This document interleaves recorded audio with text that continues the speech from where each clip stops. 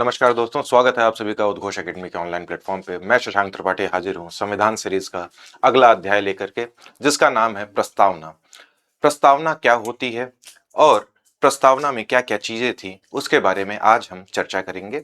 और प्रस्तावना क्या संविधान का अंग है या उसमें संशोधन किया जा सकता है, इसके बारे में भी देखेंगे। इसके अलावा संविधान में हमारी जो प्रस्तावना दी गई है उसमें कुछ आदर्श हैं, कुछ आकांक्षाएं हैं, और हमारी प्रस्तावना में जो संविधान की शक्तियों का स्रोत है वो क्या है, इसके बारे में भी हमें चर्चा करनी है।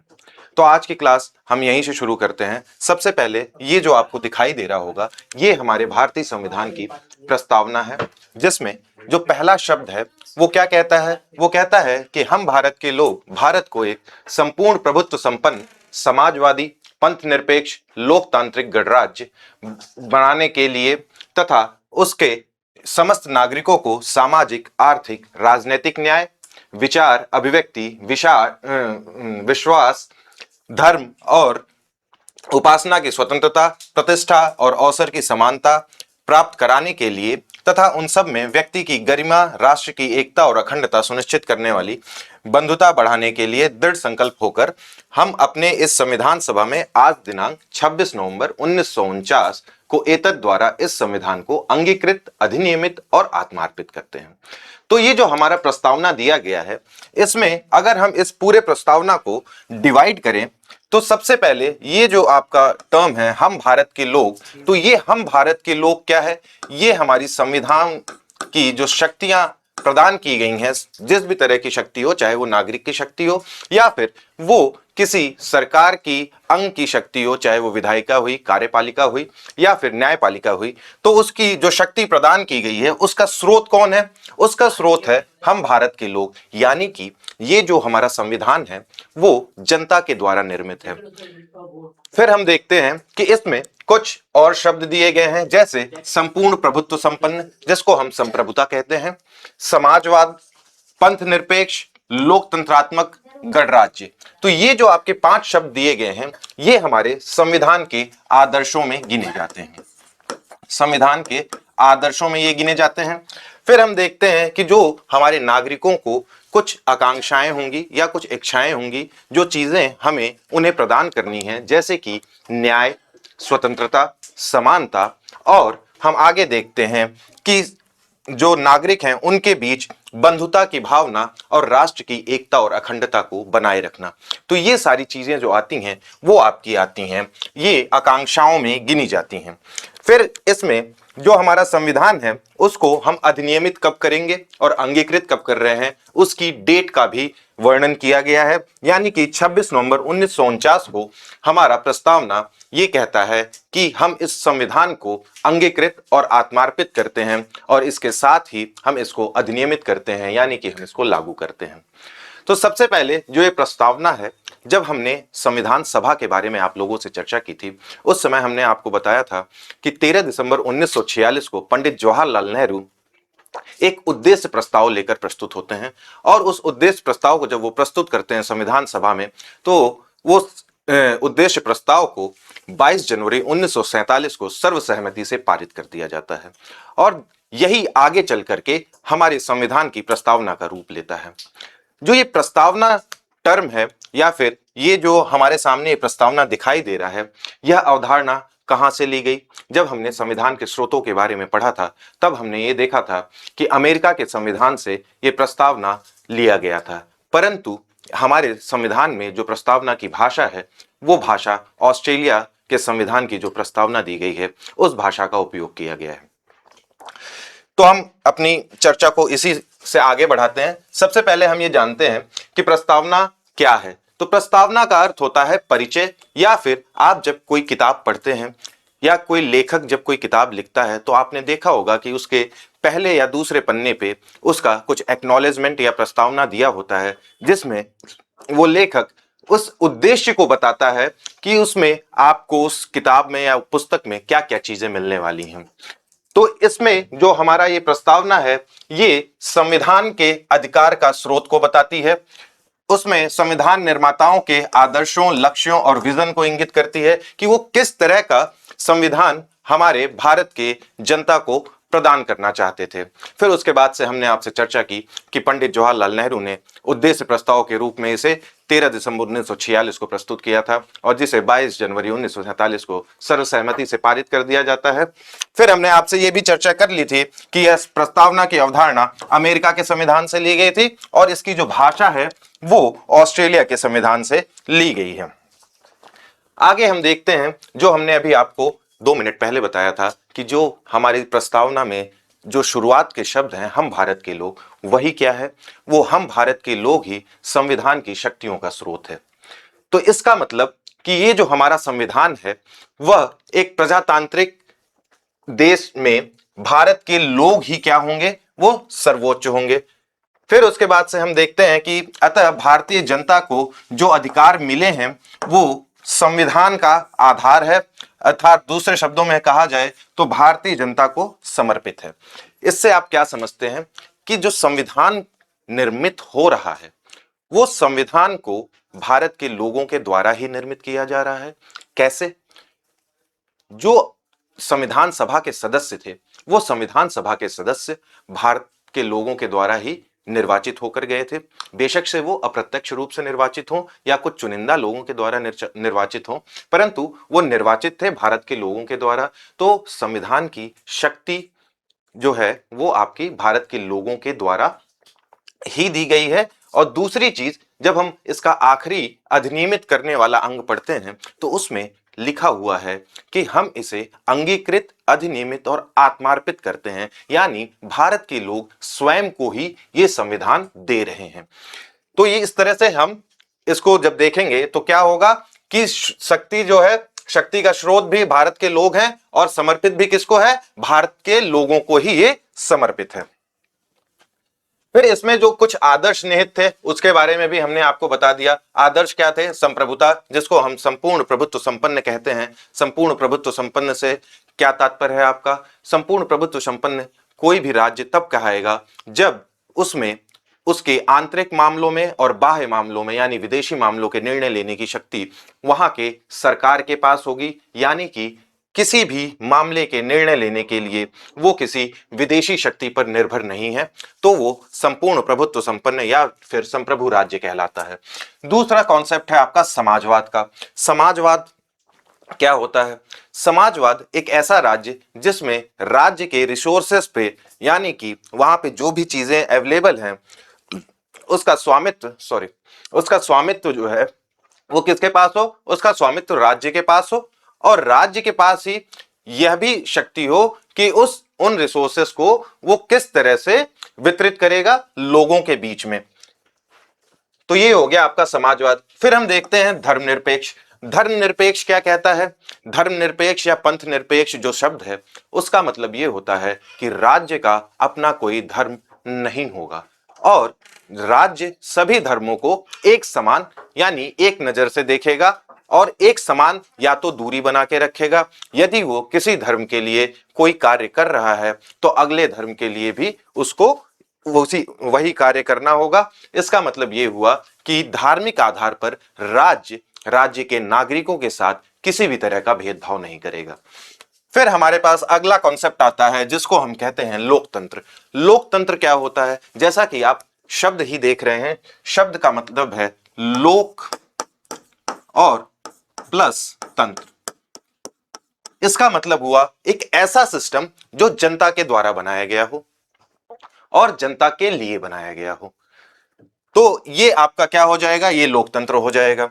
फिर उसके बाद से हम देखते हैं गणराज्य। गणराज्य क्या होता है? गणराज्य एक ऐसा राज्य जिसमें दो तरह के कैसे हों, हेड हों। एक होता है नाम मात्र का, या फिर हम ये दूसरे शब्दों में कहें तो जो राज्य का मुखिया होता है वो राज्य का मुखिया निर्वाचित होता है और वो वंशानुगत नहीं होता है, जैसा कि ब्रिटेन में देखने को मिलता है कि राज्य का मुखिया राजा महाराजा जो होते हैं वो क्या होते हैं, वो निर्वाचित नहीं होंगे, वो जनता के द्वारा चुने हुए नहीं होते हैं, बल्कि उनको उनके पुरखे या फिर उनके जो पूर्वज थे वो राजा महाराजा थे, तो वहीं से वो रीत चली आ रही है, वो उनके बच्चे वही राजा महाराजा बनते हैं।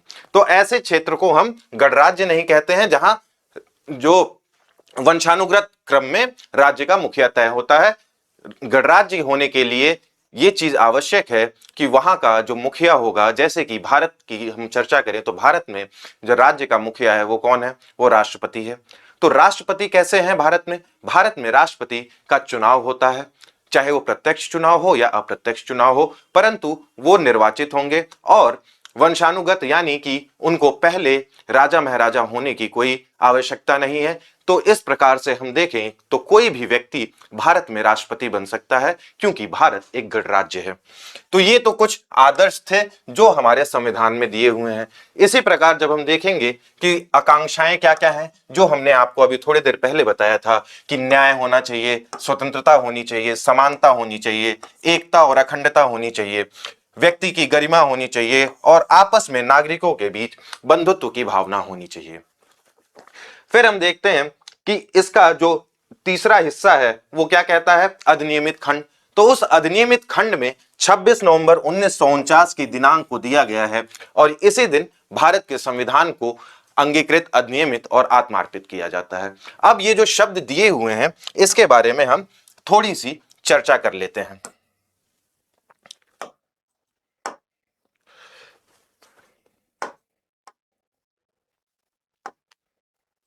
हाँ, तो जो हमारे संविधान में प्रश्न दिए गए हैं, ये कुछ शब्द दिए गए हैं, जैसे संप्रभुता। संप्रभुता के बारे में मैंने आपको बताया कि ऐसा कोई भी राज्य तब संप्रभु कहलाएगा या फिर संपूर्ण प्रभुत्व संपन्न कहलाएगा जब उसे अपने आंतरिक मामलों पर और विदेशी मामलों पर, यानी जो बाह्य मामले होते हैं जैसे आपकी विदेश नीति और रक्षा नीति होती है, उस पर निर्णय लेने के लिए वो स्वतंत्र होते हैं और किसी विदेशी हस्तक्षेप की जरूरत नहीं होती है। इसी प्रकार एक जो दूसरा शब्द था समाजवादी। समाजवादी शब्द का आशय यह है कि ऐसी संरचना जिसमें उत्पादन के मुख्य साधन पूंजी, जमीन, संपत्ति आदि पर सार्वजनिक स्वामित्व हो। सार्वजनिक स्वामित्व से क्या मतलब? कि इस पे राज्य का स्वामित्व हो, राज्य का स्वामित्व। ठीक है, इस पे राज्य का स्वामित्व हो या नियंत्रण के साथ ही जो वितरण है वो भी ऐसा हो कि जिसमें सामंजस्य बैठाया जा सके। अब सबसे पहले जब हम ये समाजवाद देखते हैं तो समाजवाद जो शब्द है, समाजवाद शब्द से एक व्यक्ति का नाम जुड़ा हुआ है, वो है कार्ल मार्क्स। कार्ल मार्क्स ने एक किताब लिखी जिसका नाम था दास कैपिटल।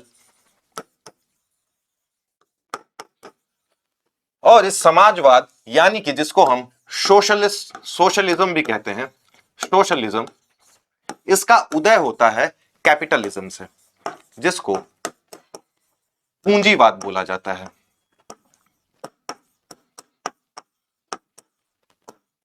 जिसको क्या बोला जाता है? पूंजीवाद बोला जाता है। तो पूंजीवाद में क्या होता था कि जो आपके पास रिसोर्सेस थे, यानी कि जो पूंजी थी और उत्पादन का अधिकार था, वो किसके पास था? वो निजी स्वामित्व के अंतर्गत आता था, निजी स्वामित्व के अंतर्गत आता था। और जो राज्य था, राज्य का काम सिर्फ और सिर्फ, राज्य का कार्य क्या था? राज्य का कार्य कानून व्यवस्था बनाए रखना था, कानून व्यवस्था बनाए रखना। तो ऐसे राज्य को जहां पे राज्य सिर्फ कानून व्यवस्था को बनाए रखता है तो उसको हम पुलिसिंग स्टेट भी बोलते हैं या फिर पुलिस राज्य भी बोलते हैं। धीरे धीरे करके जब ये चीजें बढ़ती गईं और इंडस्ट्रियलाइजेशन यानी कि औद्योगिकरण का दौर आया, तो औद्योगिकरण के दौर में श्रमिकों के साथ कुछ गलत होने लग गया, या फिर यूं कहें कि जो श्रमिक थे उनसे इतना ज्यादा कार्य लिया जाने लग गया कि वो श्रमिक के उनके अधिकार जो उनको मिले थे उनसे वो वंचित रहने लग गए और वहां की सरकारें इसके लिए किसी कानून का निर्माण नहीं करती हैं। तो ऐसे केस में क्या होता है कि अमीर और गरीब के बीच बहुत ज्यादा अंतर हो जाता है और अमीर और गरीब के बीच जो अंतर होता है वो धीरे धीरे करके बढ़ने लग जाता है, जिसको कार्ल मार्क्स ने बताया हैव और हैव नॉट्स के बीच में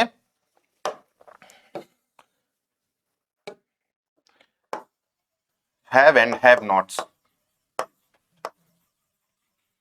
यानी कि जिसके पास ऊर्जा और उत्पादन का क्या है, अधिकार है, तो उनके पास क्या हुआ, उनके पास पैसा ज्यादा होता गया, और हैव नॉट्स जिनके पास सिर्फ श्रम था, यानी कि जो कार्य कर रहे थे, वो और गरीब होते गए। तो दिन ब दिन ये जो अंतर बढ़ता गया, इनके बीच में बहुत बड़ा गैप आ गया। तो इस गैप को कम करने के लिए कार्ल मार्क्स ने जो थ्योरी दी, वो थ्योरी थी समाजवाद की थ्योरी। और उस समाजवाद की थ्योरी में ये दो चीजें उन्होंने इंक्लूड की कि जो उत्पादन के क्षेत्र हैं उसमें राज्य का अधिकार होना चाहिए, यानी कि स्वामित्व किसका होगा, वो राज्य का स्वामित्व होगा वहां पे। तो राज्य का यदि स्वामित्व होगा तो क्या होगा कि जिनको जैसी जरूरत है उनको उस हिसाब से संसाधनों का वितरण किया जाएगा। तो ये चीज थी आपकी समाजवाद की, यहां से आपका समाजवाद शुरू हुआ था। तो फिर जब भारत आजाद हुआ और भारत में संविधान का निर्माण हुआ, तो संविधान में इस चीज को रखा गया। हालांकि जो हमारी प्रस्तावना है, उस प्रस्तावना के मूल अंश में तो ये नहीं था, परंतु 1976 में जब संविधान संशोधन हुआ, 42वां संविधान संशोधन, तब ये शब्द जोड़ा गया। फिर हम देखते हैं पंथ निरपेक्ष। तो पंथ निरपेक्ष राज्य से आपका क्या आशय है? पंथ निरपेक्ष राज्य जो है वो ऐसा राज्य होता है जहां पे राज्य का अपना कोई धर्म नहीं होता है, परंतु राज्य सभी धर्मों को एक नजर से देखती है, एक समान उनके साथ जो है वो बर्ताव करेगी। तो ऐसा राज्य स्पष्ट रूप से संविधान में उल्लेख नहीं किया गया था, तथापि इसमें कोई संदेह नहीं है कि संविधान के निर्माता ऐसे ही राज्य की स्थापना करना चाहते थे। अनुच्छेद 25 से 28 तक धार्मिक स्वतंत्रता का अधिकार दिया गया है। इसके अलावा जब हम देखते हैं कि जो अनुच्छेद 15 और 16 है, उसमें भी ये कहा गया है कि राज्य जो है वो किसी भी इन नागरिक के साथ धर्म के आधार पर कोई भेदभाव नहीं कर सकते हैं। फिर हम 25 से 28 में ये देखते हैं कि कोई भी नागरिक अपनी इच्छा के अनुसार किसी भी धर्म को अपना सकता है, उसकी उपासना कर सकता है और उसका प्रचार प्रसार भी कर सकता है। तो इस तरह से जब हम देखेंगे तो पंथ निरपेक्षता क्या हो जाएगी आपकी? पंथ निरपेक्षता जो है वो राज्य के मामले में अगर देखेंगे तो धार्मिक तटस्थता होती है। हालांकि ये क्या है आपका, ये एक नेगेटिव कॉन्सेप्ट है। क्या है ये एक नेगेटिव कॉन्सेप्ट है। और भारत जैसे देश में जहां पे इतनी सारी विविधता है, अनेक जाति के लोग रहते हैं, अनेक धर्म के लोग रहते हैं, तो यहां पे आप पंथ निरपेक्षता के इस कॉन्सेप्ट के साथ नहीं जा सकते थे। तो एक दूसरा कॉन्सेप्ट आया भारत में जिसको हम पॉजिटिव कॉन्सेप्ट कहते हैं। पॉजिटिव कॉन्सेप्ट क्या है? पॉजिटिव कॉन्सेप्ट आपका ये है कि सभी धर्म एक बराबर होंगे, एक बराबर होंगे। ठीक है, तो राज्य की नजर में सभी धर्मों को एक समान ट्रीट किया जाएगा, यानी सभी धर्म के लोगों के साथ एक जैसा ही व्यवहार किया जाएगा। तो ये तो थी आपकी पंथ निरपेक्षता। और इसी पंथ निरपेक्षता के बारे में अमेरिका के जो राष्ट्रपति थे जे जेफरसन, उन्होंने ये कहा था कि राज्य कोई भी कानून यदि बनाता है तो उसमें उसको किसी भी धर्म को प्राथमिकता नहीं देनी चाहिए, यानी कि जो भी अगर कानून बनेगा वो सभी के लिए एक समान होना चाहिए, चाहे वो व्यक्ति किसी भी धर्म की उपासना करता हो या फिर किसी भी धर्म में अपनी आस्था रखता हो। फिर हम देखते हैं कि महात्मा गांधी जी ने यह कहा था कि सभी धर्मों का सह अस्तित्व होना चाहिए, यानी कि सभी धर्म, जितने भी धर्म हैं, वो एक साथ फलने फूलने चाहिए। तो यही हमारे संस्कृत में, पुराणों में, वेदों में कहा गया था। सर्वधर्म समभाव की जो भावना थी, कौन सी भावना? सर्वधर्म समभाव की भावना, कि सभी धर्म एक बराबर होंगे और सबको एक जैसे भावना से देखा जाना चाहिए। तो ये चीजें आपकी किसमें थी? ये चीजें आपकी पंथ निरपेक्षता या फिर हम जिसको धर्म निरपेक्षता कहते हैं उसमें था। फिर जो अगला शब्द है हमारा वो है लोकतांत्रिक। लोकतांत्रिक क्या होता है? अभी मैंने आपको बताया कि लोकतांत्रिक शब्द जो है वो दो शब्दों से मिलकर बना है, लोक प्लस तंत्र। या फिर हम इसको अंग्रेजी में बोलें तो अंग्रेजी में ये होता है डेमोक्रेसी। और डेमोक्रेसी भी दो शब्दों से मिलकर बना है, एक है डेमो और दूसरा है क्रेटा। ठीक, तो डेमो का मतलब होता है रूल, जिसको हम कहते हैं शासन, और क्रेटा का मतलब होता है पीपल, जिसको हम कहते हैं लोग। तो ये क्या हो गया, डेमोक्रेसी हो गया, रूल ऑफ पीपल, यानी कि इसको हिंदी में अगर हम लिखेंगे तो लोगों का शासन। लोगों का शासन, लोगों का शासन कैसे होगा? अब लोगों का शासन होने के लिए जो कानून बनाए जाएंगे वो जनता के द्वारा कानून बनाए जाएंगे और उन्हीं जनता पे लागू होंगे। परंतु जनता अगर कानून बनाती है तो वो किस तरह से बनाएगी? क्या जनता इतनी शिक्षित है? क्या जनता के अंदर इतनी जागरूकता है कि वो सभी चीजों पे कानून का निर्माण कर सके? तो ऐसे केस में दो तरह के लोकतंत्र की बात उठती है। एक होता है आपका प्रत्यक्ष लोकतंत्र और दूसरा होता है अप्रत्यक्ष लोकतंत्र। तो जो प्रत्यक्ष लोकतंत्र होता है उसमें जनता क्या करती है, वो स्वयं ही कानून का निर्माण करती है। क्या ऐसी प्रथा है आज के टाइम में कहीं पे? ऐसी प्रथा अगर हम आज के टाइम में देखेंगे वर्तमान समय में, तो स्विट्जरलैंड में प्रत्यक्ष लोकतंत्र का उदाहरण हमें देखने को मिलता है। और अगर हम पुराने टाइम में बात करें तो पुराने टाइम में प्राचीन ग्रीस या एथेंस जिसको हम कहते हैं, तो वहां पे भी आपके प्रत्यक्ष लोकतंत्र का था। इसके अलावा अगर हम भारत की चर्चा करें तो भारत में भी एक लिच्छवी गणराज्य था जहां पे प्रत्यक्ष लोकतंत्र था। तो ये जो लोकतांत्रिक व्यवस्था है इसका हमारी भारत की प्रस्तावना में लोकतांत्रिक शब्द का इस्तेमाल वृहद रूप से किया गया है, जिसमें न केवल राजनीतिक लोकतंत्र बल्कि सामाजिक एवं आर्थिक लोकतंत्र को भी शामिल किया गया है। जैसे भारत में और क्या क्या चीजें होनी चाहिए लोकतंत्र के अंदर, तो लोकतंत्र के अंदर वयस्क मताधिकार होना चाहिए, यानी कि एक उम्र तय कर दी जाती है और उस उम्र को यदि सभी व्यक्ति पार कर लेते हैं, जैसे कि हमारे भारत के केस में अभी वर्तमान समय में हम देखें तो 18 वर्ष का मानक तय किया गया है। यदि कोई व्यक्ति 18 वर्ष का है तो उसे वोट देने का और अपने प्रतिनिधि चुनने का अधिकार है। तो एक वयस्क मताधिकार हो गया। फिर उसके बाद से हम देखते हैं सामाजिक चुनाव, कानून की सर्वोच्चता होनी चाहिए, न्यायपालिका की स्वतंत्रता होनी चाहिए और भेदभाव का अभाव होना चाहिए। और ये सारे गुण हमारे भारतीय राज्य व्यवस्था में मिलते हैं। तो इस प्रकार भारत जो है वो एक लोकतांत्रिक व्यवस्था है। लेकिन क्या वो प्रत्यक्ष लोकतंत्र है या फिर अप्रत्यक्ष लोकतांत्रिक व्यवस्था है? तो अभी हमने आपको जब बताया था कि प्रत्यक्ष लोकतंत्र में क्या होता है, प्रत्यक्ष लोकतंत्र में जनता सीधे तौर पर शासन के निर्णयों और कानून बनाने की प्रक्रिया में भाग लेती है और इसमें कोई मध्यस्थ नहीं होता है। जबकि अप्रत्यक्ष की जब हम बात करते हैं तो अप्रत्यक्ष में जनता सीधे तौर पर कानून का निर्माण नहीं करती है, परंतु वो अपने प्रतिनिधि का चुनाव करती है और वो प्रतिनिधि जब वो सदन में जाते हैं, चाहे वो संसद हुआ चाहे वो विधानसभा हुआ, तो वहां जाकर के वो कानून का निर्माण करते हैं और उस कानून का निर्माण करने के बाद वो क्या करते हैं, वो उस कानून को जनता पर लागू करते हैं। परंतु जब हम अप्रत्यक्ष की बात करते हैं तो अप्रत्यक्ष में आप देखते हैं कि जनता क्या करती है, सीधे तौर पर शासन के निर्णय लेती है और कानून प्रक्रिया यानी कानून बनाने की प्रक्रिया जो है उसमें भाग लेगी। कोई मध्यस्थ नहीं होगा, यानी कि सांसद और विधायक जैसा कोई नहीं होता है, जनता सीधे ही कानून का निर्माण करती है। इसकी विशेषता क्या है, जनता स्वयं मतदान करके कानून पारित करेगी।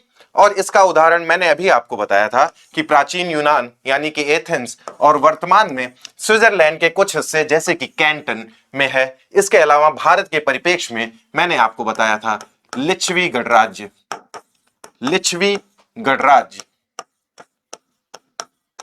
लिच्छवी गणराज्य में भी आपका प्रत्यक्ष लोकतंत्र का उदाहरण था। फिर हम देखते हैं कि प्रत्यक्ष लोकतंत्र में कुछ साधन होते हैं।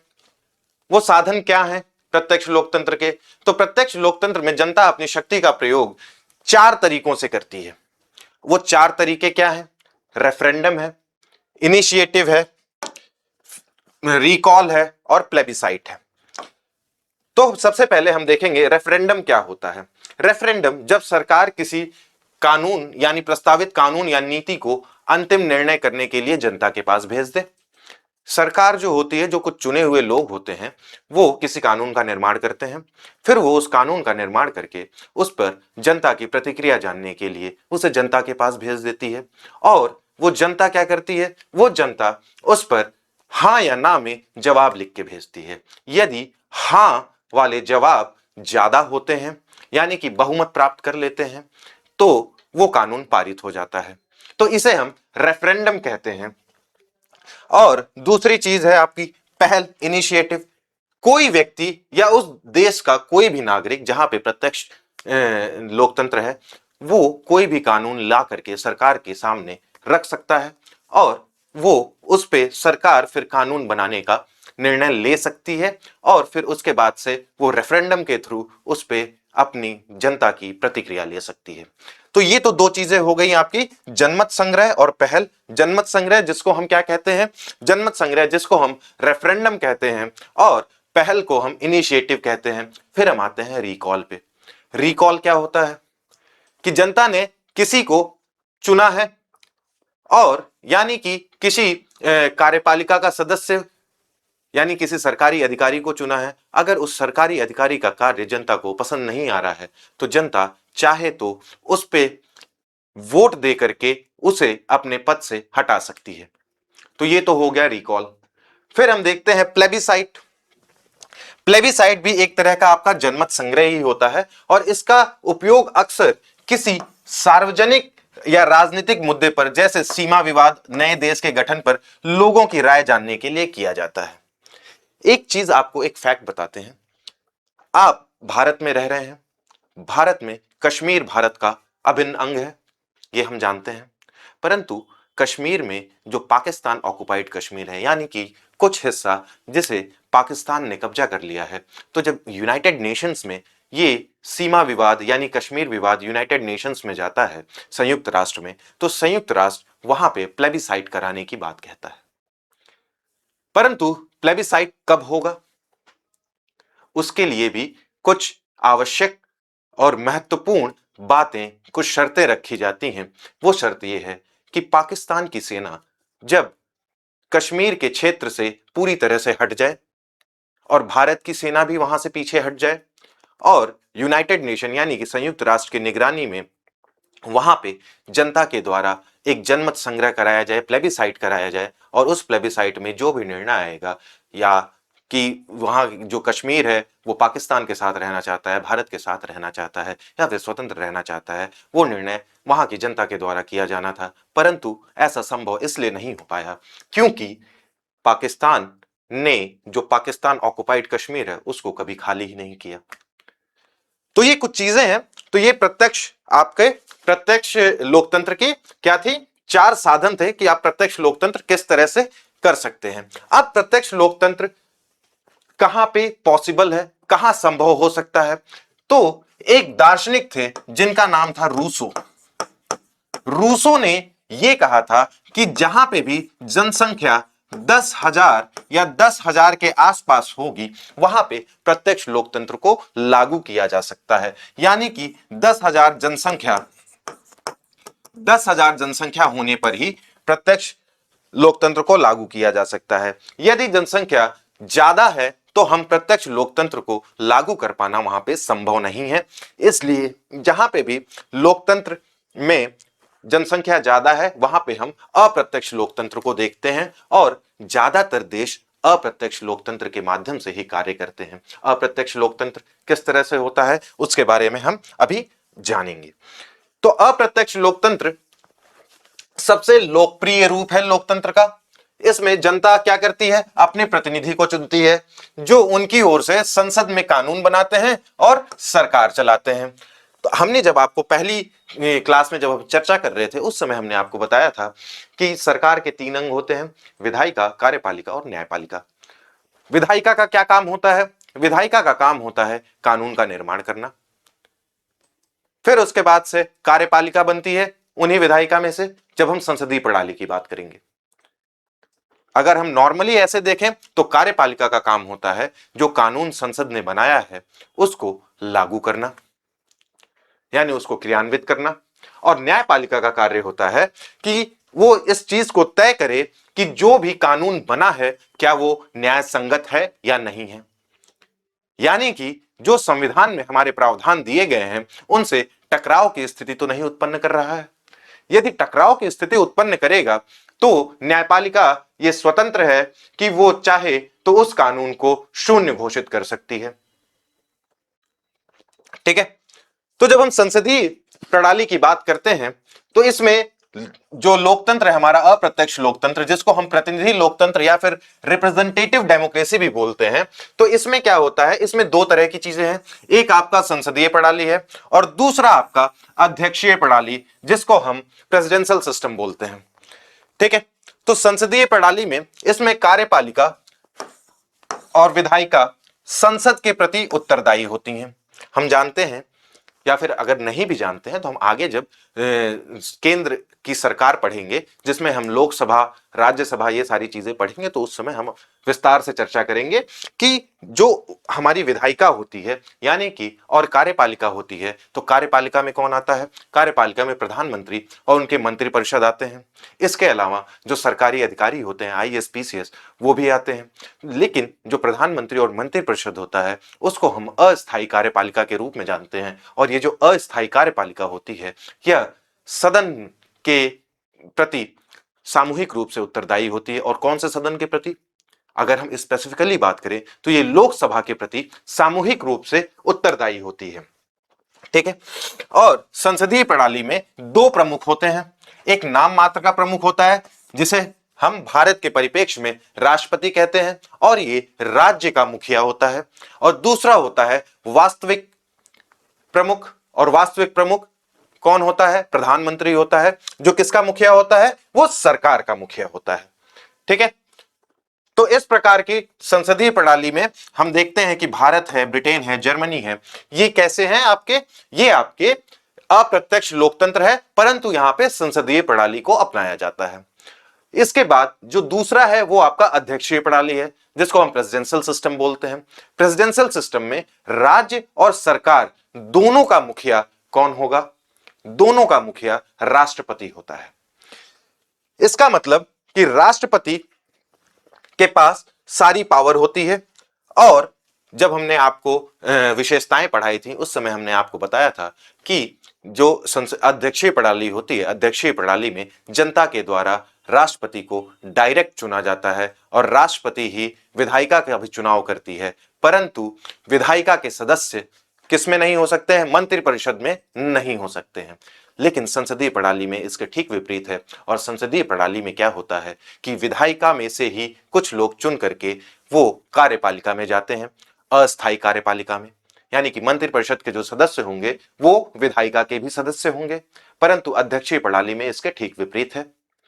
ठीक है, तो ये सारी चर्चा जो है वो हम अप्रत्यक्ष लोकतंत्र में देखते हैं। वह विधायिका से स्वतंत्र होता है, उसका कार्यकाल निश्चित होता है। ठीक है, राष्ट्रपति ही वास्तविक शक्तियों का प्रयोग करता है।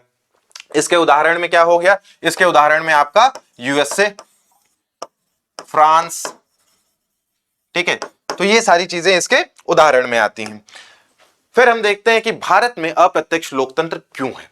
भारत में अप्रत्यक्ष लोकतंत्र होने के कुछ कारण हैं, जैसे भारत की बड़ी जनसंख्या।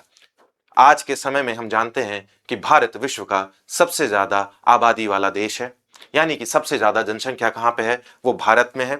हमने चीन को पीछे छोड़ करके अब हम विश्व के सर्वाधिक आबादी वाले देश बन गए हैं। तो वृहद जनसंख्या के कारण, रूसो साहब का भी कहना अगर हम माने तो वृहद जनसंख्या के कारण क्या होगा कि यहां पे प्रत्यक्ष लोकतंत्र को लागू कर पाना संभव नहीं था। फिर हम देखते हैं कि भारत में विविधता है। विविधता कैसी है, धर्म के नाम पे विविधता है, जाति के नाम पे विविधता है, संस्कृति के नाम पे विविधता है, ठीक है, भाषा के नाम पे विविधता है। तो इतनी सारी विविधताओं के बीच प्रत्यक्ष लोकतंत्र को लागू कर पाना संभव नहीं था। इसलिए भारत में अप्रत्यक्ष लोकतंत्र को लागू करना ज्यादा ही उपयोगी था। फिर हम देखते हैं कि चुनाव प्रक्रिया। चुनाव प्रक्रिया क्या है यहां पे, एफपीटीपी का मतलब हुआ first past the post. First past the post से आप क्या समझते हैं, जैसे कि अगर हम एक उदाहरण लें, कोई एक कॉन्स्टिट्यूएंसी है उसमें 1000 वोट हैं, यानी कि 1000 लोग उसमें चुनाव प्रक्रिया में हिस्सा ले रहे हैं। तो जब 1000 लोग चुनाव प्रक्रिया में हिस्सा ले रहे हैं, ए को मिलते हैं 150 वोट, बी को मिलते हैं 300 वोट, सी को मिलते हैं 250 वोट और डी को मिलते हैं 200 वोट। ठीक है, कितना हो गया ये? 4 4 4 2 6 3 9 और ई को मिलते हैं 100 वोट। तो इसमें हम देखेंगे कि सबसे ज्यादा वोट किसको मिले। सबसे ज्यादा वोट मिले बी को, तो यहां पे जो विजेता होगा वो बी हो जाएगा। अब यहां पे कोई ऐसा क्राइटेरिया नहीं रखा गया था कि कम से कम 50% वोट मिलने चाहिए आपको जीतने के लिए। तो इस तरह से बी क्या हो जाएगा? बी विजेता हो जाएगा। तो बी को सबसे ज्यादा वोट मिले तो वो क्या हो गया? विजेता हो गया। तो इस प्रकार की चुनाव प्रक्रिया है हमारे यहां। फिर हम देखते हैं यहां बहुदलीय व्यवस्था है। बहुदलीय व्यवस्था मतलब बहुत सारी पार्टियां हैं जो चुनाव लड़ती हैं और चुनाव लड़ने का अधिकार सबको दिया गया है। चाहे वो पार्टियां ही नहीं, इंडिपेंडेंट रूप से भी हम देखें तो इंडिपेंडेंट भी बहुत सारे लोग लड़ सकते हैं। अब बहुदलीय पार्टियां हैं, तो बहुदलीय पार्टियों में जैसे आज के समय में हम देखें तो बीजेपी है, आईएनसी है, आप है, ठीक है। फिर उसके बाद से हम देखते हैं बीएसपी है, टीएमसी है। इस तरह से आप बहुत सारी पार्टियां देख लेंगे जो कुछ राज्य की पार्टियां हैं, कुछ देश मतलब नेशनल पार्टियां हैं। ठीक है, उसके बारे में जब हम पार्टियों के बारे में चर्चा करेंगे तो उसके बारे में भी हम आपसे बात करेंगे कि नेशनल पार्टी क्या होती है और रीजनल पार्टी क्या होती है। तो ये सारी चीजें जो है वो इसमें है। फिर हम देखते हैं यहाँ पे बहुमत का शासन है। बहुमत के शासन से आप क्या समझते हैं? बहुमत का शासन यानी कि जिसको 50% +1 जितनी भी सीटें हैं लोकसभा की सीटों का आधे से ज्यादा सीट मिलना चाहिए। तो यहां पे क्या होता है? बहुमत का शासन होता है। फिर हम देखते हैं कि नियमित अंतराल पर चुनाव कराए जाने चाहिए, तो नियमित अंतराल पर चुनाव होता है। सार्वभौमिक वयस्क मताधिकार दिया गया है, यानी कि कितना? 18 वर्ष से ऊपर का कोई भी व्यक्ति वो क्या कर सकता है? वो वोट देने का अधिकार रखता है, यानी वो अपना प्रतिनिधि चुनने का अधिकार रखता है। और जो एक कारण था कि लोगों के बीच शिक्षा का अभाव था और दूसरा जागरूकता का अभाव था। तो ये कुछ कारण थे जिसकी वजह से भारत में अप्रत्यक्ष लोकतंत्र को चुना गया, यानी उसको तरजीह दी गई प्रत्यक्ष लोकतंत्र के मुकाबले। फिर हम देखते हैं गणराज्य। गणराज्य के बारे में मैंने आपको बताया कि जो देश का सर्वोच्च पद होगा, यानी कि राष्ट्रपति कोई भी बन सकता है। यह डिपेंड नहीं करता है कि वो किसी एक खास वंश से या एक खास राजा महाराजा के क्लैन से आता हो। ठीक है, कोई भी व्यक्ति वो सर्वोच्च पद तक पहुंच सकता है बशर्ते उसे जनता या जनता के द्वारा चुना गया प्रतिनिधि मंडल उसे निर्वाचित करे, यानी कि उसका चुनाव किया जाता है। अभी के बारे में हम जब बात करें तो हमारे देश की राष्ट्रपति हैं द्रौपदी मुर्मू जी। तो द्रौपदी मुर्मू जी किसी राजा के खानदान से तो नहीं आती थी, वो एक आदिवासी महिला थी। फिर उन्होंने पढ़ाई करके शिक्षण का कार्य किया, उसके बाद से वो सरकार में आई और वो फिर उसके बाद उनका वहां के प्रतिनिधियों ने चुनाव करके उन्हें राष्ट्रपति जैसे सर्वोच्च पद तक पहुंचा दिया। तो गणराज्य क्या होगा? गणराज्य में जो सर्वोच्च पद होता है वो वंशानुगत ना होकर के उनको प्रत्यक्ष या अप्रत्यक्ष रूप से चुने गए प्रतिनिधियों द्वारा भरा जाता है, यानी उनका भी क्या होता है? निर्वाचन होता है। सर्वोच्च पद क्या होगा? वो भी निर्वाचित होगा। ठीक है, निर्वाचित होगा। तो इस प्रकार हम देखते हैं कि भारत क्या है? भारत एक लोकतांत्रिक गणराज्य है। इसमें जनता अपने शासकों का चुनाव करती है और संविधान के तहत सभी नागरिक बिना किसी भेदभाव के उच्च पदों के लिए पात्र होते हैं। ठीक है, तो ये चीजें थी आपकी, ये जो कुछ हमने पढ़ा वो हमने देखा कि संविधान के आदर्श क्या थे, उन आदर्शों के बारे में हमने चर्चा कर ली। अब हम देख लेते हैं कि संविधान में दी गई आकांक्षाएं क्या क्या हैं। तो संविधान में जो दी गई आकांक्षाएं हैं उसमें सबसे पहला आता है न्याय। और ये न्याय का जो कॉन्सेप्ट है हमारे वहां, वो किस तरह का न्याय है? वो राजनीतिक न्याय है, सामाजिक न्याय है और आर्थिक न्याय है। और ये लिया कहां से गया? ये लिया गया था यूएसएसआर यानी कि सोवियत रसिया से, सोवियत रूस सोवियत रूस के संविधान से इसको भारत में अपनाया गया था। तो भारत का प्रस्तावना तीन तरह के न्याय की बात करता है, सामाजिक न्याय, आर्थिक न्याय और राजनीतिक न्याय। सामाजिक न्याय से आप क्या समझते हैं? सामाजिक न्याय सभी नागरिकों के साथ जाति, धर्म, लिंग या जन्म स्थान के आधार पर बिना किसी भेदभाव के समान व्यवहार करना, वो क्या कहलाता है आपका? वो सामाजिक न्याय कहलाता है। और इसमें सभी को समान सामाजिक स्थिति प्रदान होती है। ठीक है, मतलब किसी के साथ भी किसी भी आधार पर, चाहे वो जाति, लिंग, धर्म या जन्म स्थान हो, इनके आधार पर किसी भी तरह का भेदभाव नहीं किया जाएगा। तो ये आपका कैसे स्थिति प्रदान करता है? ये एक समान सामाजिक स्थिति प्रदान करेगा। फिर हम देखते हैं आर्थिक न्याय। आर्थिक न्याय में क्या है? धन और आय में असमानताओं को कम करना, सभी को आजीविका और रोजगार के समान अवसर प्रदान करना और संसाधनों का न्याय संगत वितरण सुनिश्चित करना है। ठीक है, फिर हम देखते हैं जो राजनीतिक न्याय है वो आपका क्या है? सभी नागरिकों को राजनीतिक प्रक्रियाओं में समान भागीदारी का अधिकार, वयस्क मताधिकार का अधिकार, जैसे वोट देने का अधिकार, चुनाव लड़ने का अधिकार और सार्वजनिक पद धारण करने का अधिकार दिया जाए। इसमें किसी भी प्रकार का भेदभाव नहीं किया जाएगा। तो ये जो कुछ न्याय हैं ये आपके प्रस्तावना में दिए गए हैं, परंतु ये प्रस्तावना में तो दिए गए, इन्हें सुनिश्चित हमारा संविधान कहां करता है? तो हमारा संविधान इन चीजों को सुनिश्चित करता है डीपीएसपी, जिसको हम राज्य के नीति निदेशक तत्व कहते हैं। नीति निदेशक तत्व, नीति निदेशक तत्वों के अलावा ये कहां पे है? ये मौलिक अधिकार में भी है। और कहां है? मौलिक अधिकारों में दिए गए हैं।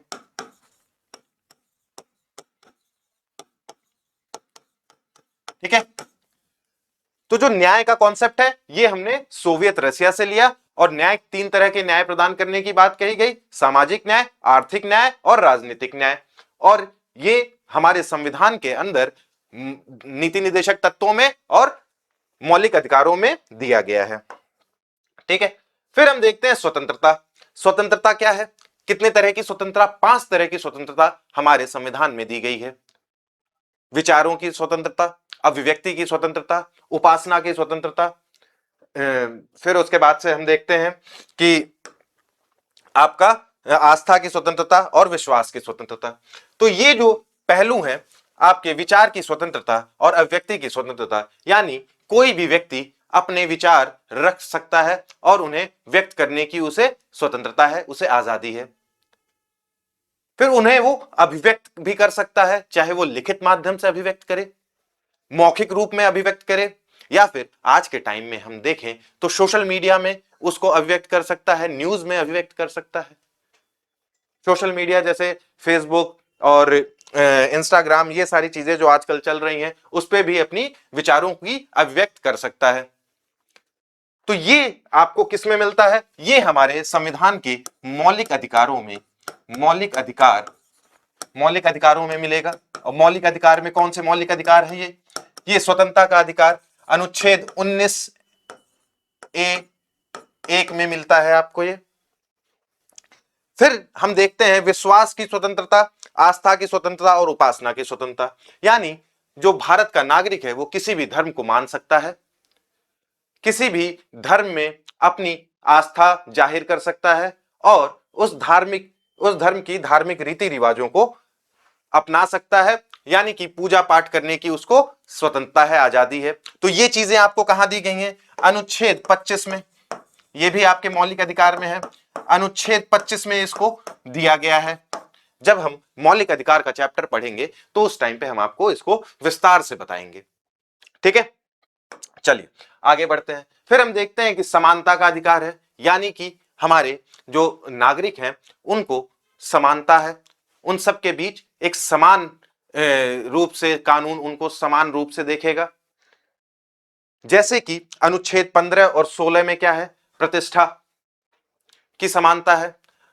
16 में ही आपके अवसर की समानता है। तो अनुच्छेद 15, अनुच्छेद 17 जो क्या कहता है? अस्पृश्यता के अंत की बात करता है, यानी कि छुआछूत का अंत होना चाहिए। तो इस तरह की चीजें, छुआछूत के अंत से क्या होता है? कि लोगों के अंदर एक सम्मान का भाव होगा, एक दूसरे की प्रतिष्ठा में वृद्धि होगी, तो वो चीजें आपको वो समानता में दिया जाता है, ये भी आपके मौलिक अधिकारों में दिया गया है। इसके अलावा जब हम अवसर की समानता देखते हैं तो अनुच्छेद 16 में सबको समान अवसर प्रदान करने की बात कही गई है। इसके अतिरिक्त नीति निदेशक तत्वों में समान कार्य के लिए समान वेतन की बात कही गई है।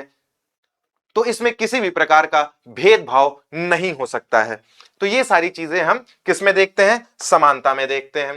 तो विशेषाधिकारों का अंत, ठीक है, समाज के किसी भी वर्ग के लिए कोई भी विशेष अधिकार नहीं होंगे, अवसरों की समानता होगी, सभी नागरिकों को अपने लक्ष्यों को प्राप्त करने के लिए समान अवसर मिलेंगे, चाहे उनकी आर्थिक, सामाजिक या अन्य स्थिति कुछ भी हो। भेदभाव का उन्मूलन होगा, जैसे जाति, पंथ, धर्म, लिंग, आर्थिक स्थिति के आधार पर कोई भेदभाव नहीं होगा। और भेदभाव के उन्मूलन में मैंने अभी आपको बताया कि अनुच्छेद 17 में अस्पृश्यता का अंत बोला गया है। इसके अलावा आपका किसी एक टाइटल जो होता था, उपाधियों का अंत कर दिया गया। अनुच्छेद 15 कहता है कि कोई भी राज्य या कोई भी नागरिक किसी भी व्यक्ति के साथ सार्वजनिक स्थानों पर जाने पर भेदभाव नहीं कर सकता है। मंदिर, रेस्टोरेंट, पब्लिक प्लेस, होटल, ठीक है, और अपने नागरिकों के बीच में किसी भी तरह का उनके साथ कोई भी भेदभाव नहीं करेगा, चाहे वो किसी भी जाति, धर्म, लिंग या फिर जन्म स्थान से आते हैं। कानून के समक्ष सभी समान होंगे।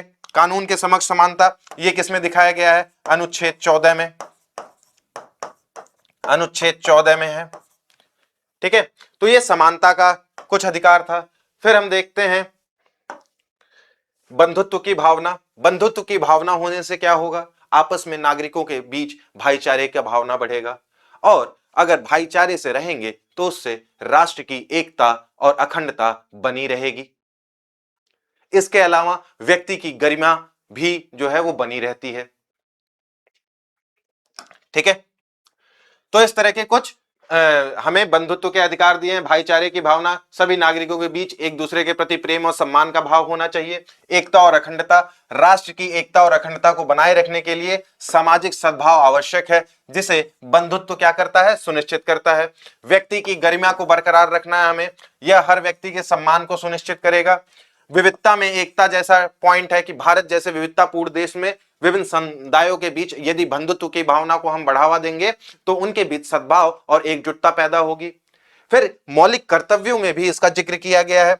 मौलिक कर्तव्य के अनुच्छेद 51A के ई यानी 5वें क्लॉज में क्या बोला गया है कि प्रत्येक नागरिक का यह कर्तव्य है कि वह सौहार्द और भाईचारे की भावना को बढ़ावा दे, ठीक है। ये बंधुत्व की भावना फिर कहां से ली गई थी? ये जो बंधुत्व की भावना है और स्वतंत्रता और समानता की भावना है, ये कहां से ली गई थी? ये फ्रांस के संविधान से ली गई थी। फ्रांस के संविधान से, ठीक है।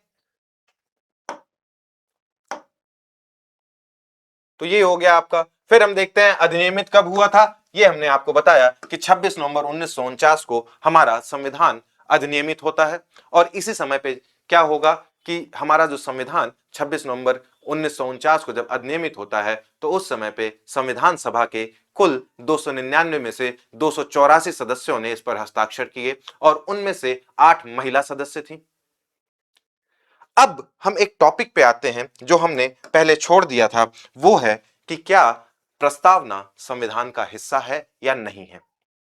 यदि हिस्सा है तो उसमें क्या संशोधन किया जा सकता है या नहीं किया जा सकता है, ठीक है। तो ये प्रश्न ये पूछा गया कि क्या प्रस्तावना संविधान का भाग है या नहीं है। तो हम जानते हैं और हमारे संविधान में भी दिया गया है कि सुप्रीम कोर्ट यानी कि जो सर्वोच्च न्यायालय है वो संविधान का इंटरप्रेटर है, यानी कि संविधान की व्याख्या करने का अधिकार सर्वोच्च न्यायालय को है। और इसके साथ ही हमारे संविधान का संरक्षक भी सुप्रीम कोर्ट है यानी सर्वोच्च न्यायालय है। तो एक मामला उठ के आता है बेरूबाड़ी यूनियन का, और इसमें हमें 2 नहीं 3 मामले हमें ध्यान में रखने हैं। वो 3 मामले कौन से हैं? एक है आपका 1960 का बेरूबाड़ी यूनियन का मामला, और दूसरा मामला है केशवानंद भारती का मामला, और तीसरा मामला है एसआर बोम्मई का 1994 का मामला।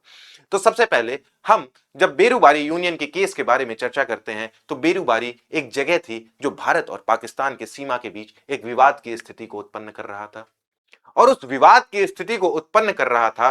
तो उसके केस में जब सुनवाई हुई तो उसके साथ एक और प्रश्न लगा हुआ था कि क्या प्रस्तावना भारत का भाग है या नहीं है।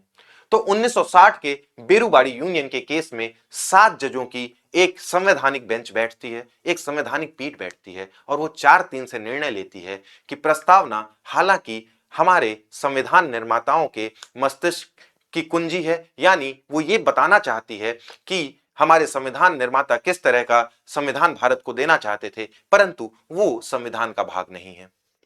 इसके विपरीत 1973 में जब केशवानंद भारती बनाम केरल राज्य का केस आता है, तो उस समय 13 जजों की एक संवैधानिक पीठ बैठती है, और वो संवैधानिक पीठ ये कहती है कि प्रस्तावना भारत का संविधान का भाग है, और इसमें संविधान के अनुच्छेद 368 के तहत संशोधन भी किए जा सकते हैं। ठीक है। तो वो जो 13 जजों की बेंच बैठती है, वो ये बताती है कि इसमें ये क्या है, प्रस्तावना संविधान का भाग है और इसमें संशोधन किया जा सकता है। फिर हम देखते हैं कि उसमें एक क्लॉज दिया जाता है। वो क्लॉज क्या है कि जो संशोधन होगा वो संविधान के मूल संरचना को प्रभावित नहीं करनी चाहिए। हालांकि उस केस में यह डिसाइड नहीं किया गया कि भारतीय संविधान का मूल संरचना क्या है, और सर्वोच्च न्यायालय ने ये एक बिंदु रख दिया, इसको एक ओपन डिबेट के रूप में रख दिया कि जैसे जैसे भविष्य में हमारे पास केस आते जाएंगे, जैसे जैसे मामले आते जाएंगे, वैसे वैसे हम इस चीज का निर्णय और व्याख्या करते जाएंगे कि क्या चीज जो है वो आपकी मूल संरचना में आती है और क्या चीज मूल संरचना में नहीं आती है। परंतु इससे यह तो क्लियर हो गया कि प्रस्तावना जो है वो संविधान का अभिन्न अंग है, और इसमें क्या किया जा सकता है, इसमें संशोधन किया जा सकता है। और इस चीज का उपयोग करके 1976 में 42वां संविधान संशोधन जब होता है, तो प्रस्तावना के अंदर 3 संशोधन किए जाते हैं।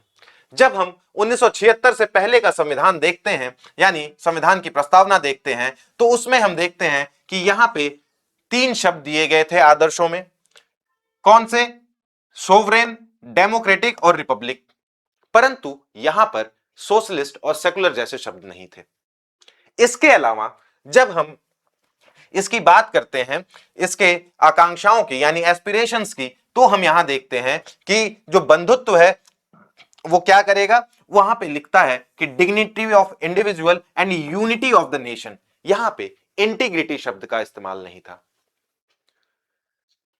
तो 42वें संविधान संशोधन के माध्यम से 3 शब्दों को जोड़ा जाता है। 3 शब्द क्या जोड़े जाते हैं? 3 शब्द जोड़े जाते हैं आपके समाजवादी, धर्मनिरपेक्ष और अखंडता। समाजवादी जिसको हम सोशलिस्ट, धर्मनिरपेक्ष जिसको हम क्या कहते हैं, सेकुलर, और अखंडता, इंटीग्रिटी। ठीक है, ये 3 शब्द जोड़े जाएंगे। सोशलिस्ट और सेकुलर को जोड़ा जाता है कहां पे? सोशलिस्ट और सेकुलर को जोड़ा जाता है सोवरेन और डेमोक्रेटिक के बीच में। तो इस प्रकार से हमारे जो आदर्श होते हैं वो 3 से 5 हो जाते हैं प्रस्तावना में। Socialist, sovereign, socialist, secular, democratic, Republic, जिसको हिंदी में हम कहें तो संपूर्ण प्रभुत्व संपन्न, समाजवादी, धर्मनिरपेक्ष, लोकतांत्रिक गणराज्य। और एक जो यहां पे कंसेप्ट था नीचे, बंधुत्व की भावना क्या क्या बढ़ाएगी, तो राष्ट्र की एकता शब्द को हटा करके राष्ट्र की एकता और अखंडता में बदल दिया जाता है। ठीक है। फिर हम देखते हैं एसआर बोम्मई मामला 1994। तो एसआर बोम्मई मामला 1994 आता है, जिसमें फिर से ये प्रश्न उठाए जाते हैं कि क्या प्रस्तावना में संशोधन जायज है, और प्रस्तावना क्या वाकई में इसका हमारे संविधान का हिस्सा है, क्योंकि इसमें कोई अनुच्छेद तो है नहीं। तो एसआर बोम्मई मामले में अपने पूर्व के निर्णय को जारी रखते हुए सर्वोच्च न्यायालय यह कहता है कि प्रस्तावना संविधान का अभिन्न अंग है और उसमें संशोधन किए जा सकते हैं। ठीक है। फिर उसके बाद से हम देखते हैं कि कुछ जो विद्वान थे उन्होंने हमारे संविधान की प्रस्तावना के बारे में जो अपनी कुछ राय रखी थी उसके बारे में हम चर्चा कर लेते हैं। तो वो चर्चा क्या थी कि जैसे हमारे संविधान को कुछ लोगों ने कहा कि ये राजनीतिक कुंडली है, कुछ ने कहा कि ये आईडी कार्ड है, यानी कि एक आइडेंटिटी कार्ड है, किसका? संविधान का। कुछ ने कहा कि प्रस्तावना जो है वो क्या है, वो संविधान की आत्मा है, और किसी ने इसे एक कुंजी के रूप में बताया। तो सबसे पहले हम देखते हैं कि डॉक्टर के एम मुंशी, जो कि हमारे संविधान सभा के सदस्य थे और संविधान सभा के सदस्य होने के साथ साथ वो प्रारूप समिति के भी सदस्य थे, तो उन्होंने कहा कि प्रस्तावना हमारे संविधान की राजनीतिक कुंडली है। यानी कि यदि आपने प्रस्तावना देख लिया तो आपको यह पता चल जाएगा कि हमारे संविधान में क्या क्या चीजें हैं।